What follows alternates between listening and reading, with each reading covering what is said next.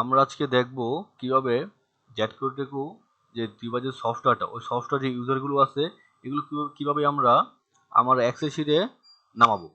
তো আমাদের এখানে সবগুলো ইউজার আছে, মূলত 1082 ইউজার আছে। আমরা সবগুলোকে সিলেক্ট করব। আমাদের সবগুলো ইউজার সিলেক্ট আছে। এখন আমরা এই ইউজারগুলোকে আমরা একটা এক্সেল শিটে নামাবো, ডাউনলোড করব এক্সেল শিটে। ওই ক্ষেত্রে আমরা ইউজারের উপরে মজুর অ্যাড পাশ ক্লিক করব।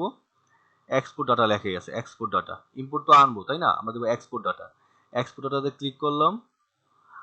আমরা কি নিতে যেতেছি, মানে কি নেব, সিরিয়াল নাম্বার, নেম টেম জেন্ডার, যেগুলো দরকার এগুলো চিকমার্ক দেওয়া আছে। আপনি যদি চান এগুলো নিব না, ওগুলো আপনি চিকমার্ক উঠে দিলে ওটা যাবে না, অ্যাক্সেসে যাবে না। ওকে, তো আমরা এগুলো সবই নেব। আমরা ওকেতে ক্লিক করলাম।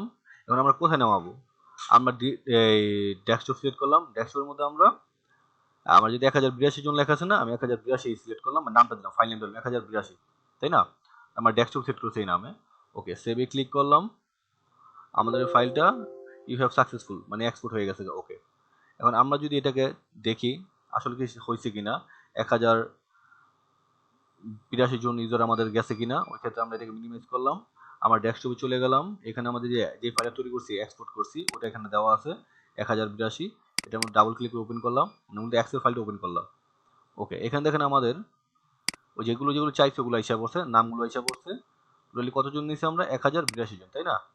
আমরা এই যে স্কুল বাটা ধরে লাস্টে একদম নিচে চলে যাব। নিচে গেলে আমরা সিরিয়াল নাম্বার অনুযায়ী দেখতে পারবো।